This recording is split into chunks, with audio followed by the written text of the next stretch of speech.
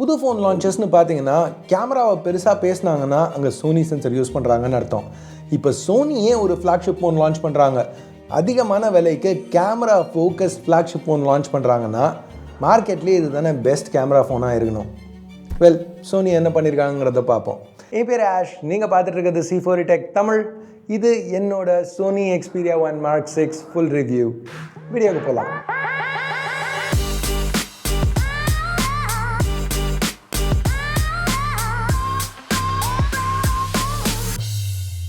Guys, இந்த Xperia 1 Mark 6 பற்றி எனக்கு ரொம்ப கன்ஃப்ளிக்டிங்கான ஃபீலிங்ஸ் இருக்குது.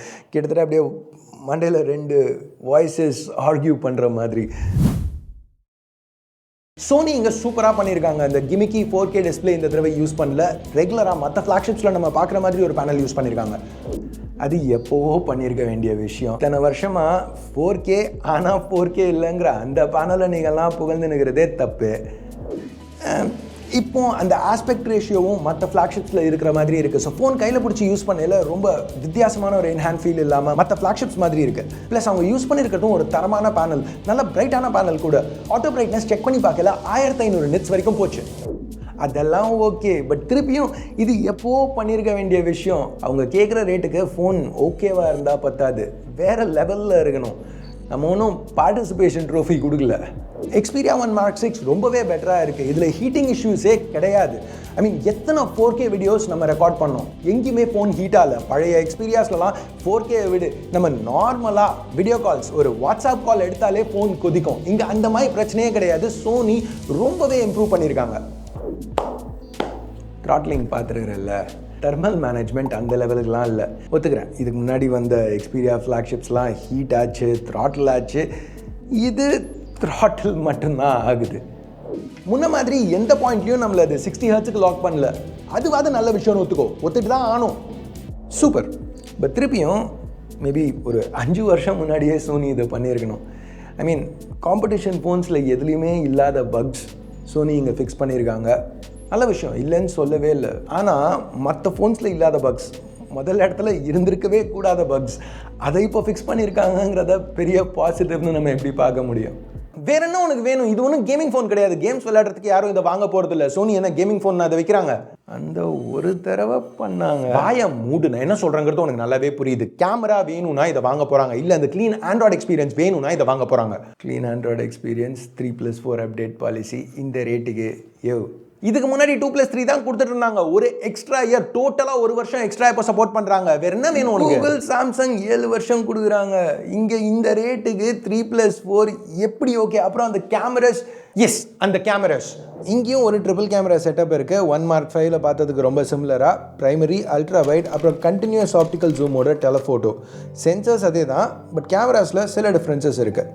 உதாரணத்துக்கு இப்போ டெலஃபோட்டோ எடுத்துக்கிட்டிங்கன்னா ரீச் அதிகம். 3.5xலேருந்து 7.1x வரைக்கும் இங்கே ஆப்டிக்கல் ஜூம் போகும். 1 Mark 5ல் 5.2x வரைக்கும் தான் போச்சு. ஸோ இது ஆன் பேப்பர் பார்க்குறதுக்கு நல்லா தான் இருக்குது, பட் இங்கேயும் சில இஷ்யூஸ். இப்போ நீங்கள் பார்த்துட்டு இருக்கிறது 3.5x side by side shots S24 அல்ட்ராவோட. ஜூம் இன் பண்ணி பார்க்கையில் Xperiaவில் எடுத்த இமேஜஸ் இன்னும் க்ளீனாக இருக்குது. லைக் இங்கே இந்த நம்பர் பிளேட்டுக்கு மேலே பாருங்களேன், Xperiaவில் க்ளீனாக இருக்குது. S24 அல்ட்ராவில் கொஞ்சம் நாய்ஸ் இருக்குது. அதே சமயத்தில் பின்னாடி பார்த்தீங்கன்னா சாம்சங்கில் டீட்டெயில் இன்னும் அதிகமாக இருக்குது. இப்போ இங்கே சோனியோட செல்லிங் பாயிண்ட்டே 3.5x to 7.1x continuous optical zoom கிடைக்குது, டிஜிட்டல் இல்லாமல். ஸோ உங்கள் ஜூம் பர்ஃபார்மன்ஸ் பெட்டராக இருக்கும் அப்படிங்கிறது தான்.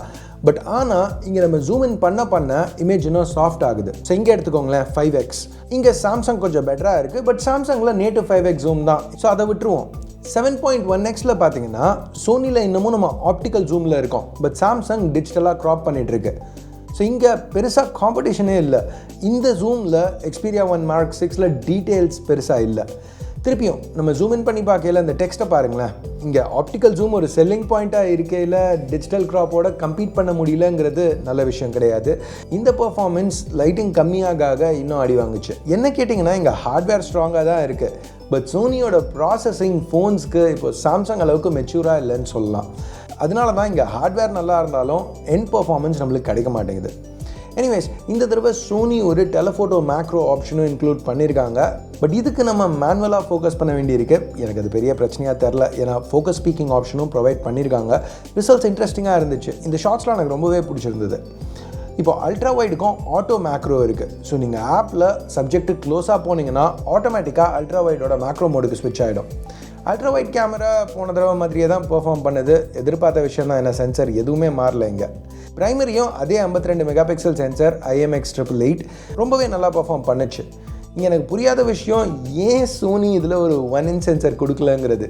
1-inch சென்சர்ஸ் இப்போ ஏற்கனவே செகண்ட் ஜென்ரேஷனில் இருக்குது. Xperia 1 Mark 6 அவங்களோட கேமரா ஃபோக்கஸ் ஃப்ளாக்ஷிப் கொடுத்துருந்தா நல்லா இருந்திருக்கும். எனிவேஸ், இந்த சென்சரும் நல்ல லைட்டிங் கண்டிஷன்ஸில் சூப்பராக பர்ஃபார்ம் பண்ணிச்சு. இமேஜஸில் டீட்டெயில்ஸ் நல்லா இருந்தது, கலர்ஸ், டைனாமிக் ரேஞ்ச் வேறு லெவல்.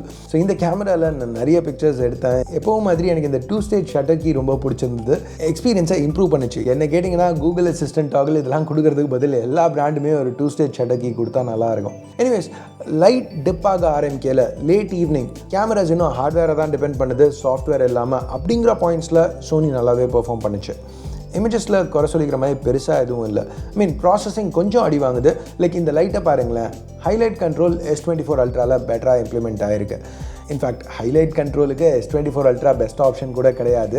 அது Vivo X100 அல்ட்ரா. அந்த ஃபோனை பற்றி தெரிஞ்சுக்கணும்னு நினச்சிங்கன்னா எங்கள் கார்டு கொடுக்குறேன், செக் பண்ணி பாருங்கள். இப்போ லைட் இன்னும் ட்ராப் ஆகையில் இந்த பாயிண்டில் ப்ராசஸிங்கோட முக்கியத்துவம் அதிகமாகுது. சோனி காம்படிட்டிவாக இருக்குது, பட் கிளியராக S24 அல்ட்ராக்கு இங்கே எட்ஜ் இருக்குது. சோனியோட நைட் அல்காரிதம் பெருசாக சொல்லிக்கிற மாதிரி இல்லை. ஏன்னா S24 அல்ட்ரா விட்டுருங்களேன், இங்கே நீங்கள் பார்க்குறது Xperia 1 Mark 6 side by side Realme GT6 எடுத்த ஷாட்டோட ப்ரைஸிங்னு பார்த்தீங்கன்னா Xperiaவோட கம்பேர் பண்ணல GT6 ரேட் ரொம்பவே கம்மி. பட் ரொம்ப டார்க்கான சிச்சுவேஷன்ஸில் இந்த Realme ஃபோன் Xperia 1 Mark 6ஓட பெட்டராக பெர்ஃபார்ம் பண்ணுது. இந்த மாதிரி இடத்துல தான் எனக்கு சோனி ஏன் அந்த 1-inch சென்சர் யூஸ் பண்ணல அப்படிங்கிற கேள்வி வருது. எஸ், நைட் மோட் அல்காரிதம்ஸ் மற்ற பிராண்ட்ஸ் லெவலுக்கு இல்லை. பட் அட்லீஸ்ட் ஹார்ட்வேர் அந்த 1-inch சென்சர் கொடுத்துருந்தாங்கன்னா அது கொஞ்சம் காம்பன்சேட் பண்ணியிருக்கோம். இப்போ ஆப்புன்னு பார்த்தீங்கன்னா முன்னாடிலாம் பல ஆப்ஸ் கொடுப்பாங்க கேமராஸ்க்கு. பட் இப்போ சோனி அது எல்லாத்தையுமே யூனிஃபை பண்ணி ஒரு சிங்கிள் ஆப்பாக ஆஃபர் பண்ணுறாங்க. மற்ற ஃபோன்ஸில் நம்ம யூஸ்வலாக பார்க்குற கேமரா ஆப்புக்கு இது சிமிலராக இருக்குது. இதுவும் ஒரு ஒர்க் இன் ப்ராக்ரஸ் தான். ஏன்னா இதில் இப்போது வீடியோவுக்கு ப்ரோமோட் கிடையாது, ஸ்டில்ஸ்க்கு இருக்குது. But Sony pro video options ஃபியூச்சரில் OTL ஆட் பண்ணுவோன்னு சொல்லியிருக்காங்க. வீடியோ பற்றி பேசையில் மேக்ஸிமம் 4K 120 வரைக்கும் ஷூட் பண்ணலாம். இங்கே 8K இல்லாதது எனக்கு பெரிய பிரச்சனையாக படல. ஃபுட்டேஜ் ரொம்பவே நல்லா இருந்தது. இன்னும் முக்கியமாக ஃபோன் ரொம்ப ஹீட்டாகல ஷூட் பண்ணல. பழைய எக்ஸ்பீரியாஸ்லலாம் கொஞ்சம் 4K ஷூட் பண்ணாலே ஹீட்டிங் அப் நோட்டிஃபிகேஷன்ஸ் வந்துகிட்டே இருக்கும். பட் இதில் அந்த அளவுக்கு இல்லை. அடுத்து இந்த கிளிப் 4K 120ல் ஷூட் பண்ணது வீட்டுக்குள்ளே அந்த கர்டன்ஸ் போட்டிருக்கேல. ஸோ ஒரு மீடியோக்கர் லைட்டிங் தான். இதை நான் ஆக்சுவலாக வீடியோவில் காமிக்கணுங்கிறதுக்காக ஷூட் பண்ணல, விளையாடிட்டு இருந்துச்சுங்க, டக்குன்னு எடுத்தேன். ஸோ சுற்றி எல்லாம் குப்பையாக இருக்குது, அட்ஜஸ்ட் பண்ணிக்கோங்க. இங்கே மேட்ரு என்னென்னா, ஸ்லோ மோஷன் ஃபுட்டேஜ் இந்த மாதிரி லைட்டிங்கில் கூட எவ்வளோ க்ளீனாக இருக்குன்னு பாருங்கள். Xperia 1 Mark 6ல வீடியோ சூப்பராக இருந்துச்சு. அடுத்து ஒரு ப்ராடக்ட் ஷோகேஸ் ஆப்ஷன் கொடுத்துருக்காங்க. இது ரெகுலராக ஃபேஸஸை ப்ரையாரிட்டைஸ் பண்ணுற மாதிரி இல்லாமல் கேமரா பக்கத்தில் என்ன சப்ஜெக்ட் இருக்கோ அதை ப்ரையாரிட்டைஸ் பண்ணுவோம் இதை ஆன் பண்ணிங்கன்னா. அதுக்கப்புறம் ஒரு போகா வீடியோ ஆப்ஷனும் இருக்குது. பேசிக்காக போர்ட்ரேட் வீடியோ ஓரளவுக்கு நல்லா தான் இருந்தது. செல்ஃபி கேமராவும் இங்கே மாறல. பட் நான் அதை ஒரு குறையாக பார்க்கல. ஏன்னா செல்ஃபிஸ் ரொம்ப நல்லா இருந்தது. ஸ்டெபிலைஸ்ட் வீடியோ 4K 60 வரைக்கும் ஷூட் பண்ணலாம். போர்ட்ரேட் வீடியோவும் ஷூட் பண்ணுறதுக்கு ஆப்ஷன் இருக்குது. பட் போர்ட்ரேட் ஷூட் பண்ணல 1080 30க்கு ட்ராப் ஆகும். இப்போ நாங்கள் 2 பேரும் அக்ரி பண்ணுற ஒரு விஷயம் இருக்குது. இது ரொம்ப இன்ட்ரெஸ்டிங்கான ஒரு டிவைஸ். இது வீடியோ ஸ்பான்சர் ஆன்பர்னிக்கோட RG Cube. இதில் PS2 கேம் கியூப்லாம் எமுலேட் பண்ணுற அளவுக்கு கேப்பபிளாக ஒரு ப்ராசஸர் இன்க்ளூட் பண்ணியிருக்காங்க. ஆண்ட்ராய்ட் டிவைஸ், ஸோ நேட்டிவ் நான் எமுலேட்டட் கேம்ஸ் கூட இதில் ரன் பண்ண முடியும். நல்லா காம்பேக்டான ஹேண்ட் ஹெல்ட். பர்சனலாக நான் இது ஒரு போர்ட்டபிள் PS2வாக பார்க்குறேன். டிப்பிக்கலாக ஆன்பர்னிக்கோட டிவைசஸ் எல்லாத்துலையும் நம்ம பார்க்குற அதே நல்ல எர்கனாமிக்ஸ், அந்த ஹால் சென்சர் ஸ்டிக்ஸ் அதெல்லாம் கொடுத்துருக்காங்க. இது ஒரு 4-inch 720p 1x1 IPS panel. இந்த தடவை கொஞ்சம் ஃபேன்சி RGB கூட இன்க்ளூட் பண்ணியிருக்காங்க. இந்த ஆன்பர்னிக் RG Cube பற்றி என்ன இன்ஃபர்மேஷன் தெரிஞ்சுக்கணும்னு நினச்சிங்கன்னா டிஸ்கிரிப்ஷனில் உள்ள லிங்கை செக் பண்ணுங்கள். சரி, இப்போ நம்ம Xperia 1 Mark 6க்கு திருப்பி வருவோம்.